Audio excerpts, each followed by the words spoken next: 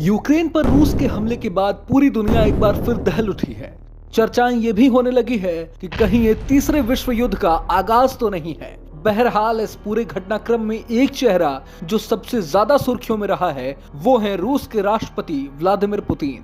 Putin के आक्रामक अंदाज से एक बार फिर रूस फ्रंट फुट पर खेल रहा है और सारे पश्चिमी देश हाथ पर हाथ धरे बैठे हैं।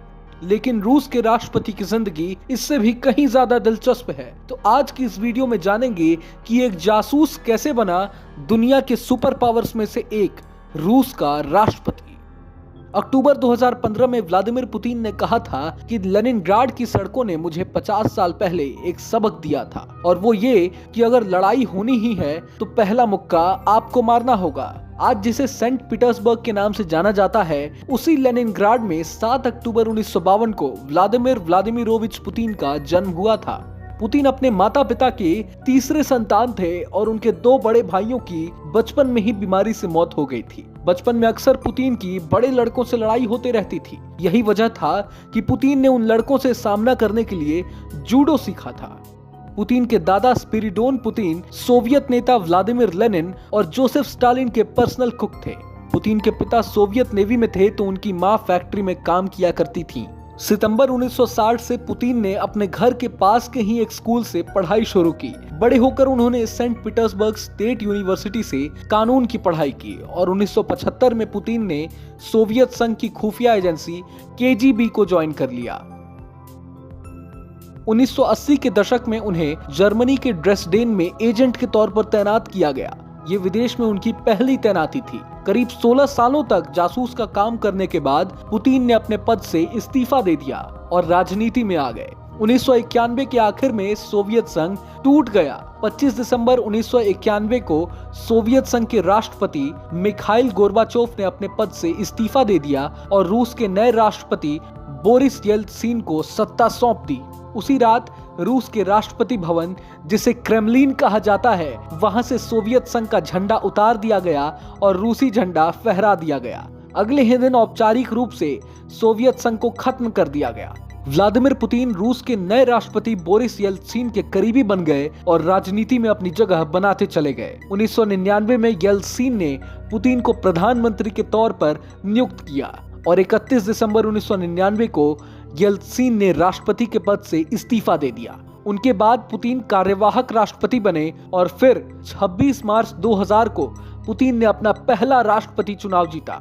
मार्च 2000 में पुतिन ने दूसरी बार राष्ट्रपति चुनाव जीता और उन्हें 70% से भी ज्यादा वोट मिले थे।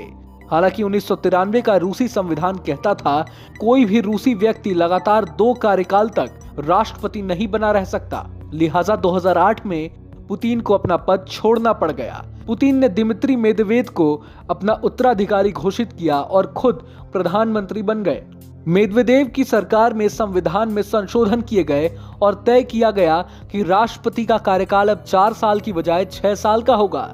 चूंकि पुतिन प्रधानमंत्री रह चुके थे, इसलिए वो 2012 में तीसरी बार रूस के राष्ट्रपति चुने गए। मार्च 2018 में पुतिन चौथी बार राष्ट्रपति बने, जो अब तक रूस के इतिहास में कभी नहीं हुआ था। 2018 के चुनावों में पुतिन को 75% से भी ज्यादा वोट मिले थे, लेकिन पुतिन ने सबसे बड़ा कदम चला 2020 में, जब जुलाई 2020 में पुतिन एक संविधान संशोधन लेकर आए, जिससे उन्हें 2036 तक राष्ट्रपति बने रहने की ताकत मिल गई। पुराने कानून की जगह अब नए कानून ने ले ली थी, इसलिए पुतिन 2024 में फिर से 2 बार राष्ट्रपति का चुनाव लड़ सकते हैं। 2024 के बाद 2030 में राष्ट्रपति चुनाव होंगे। इस तरह पुतिन चाहे तो 2036 तक राष्ट्रपति भी बने रह सकते हैं।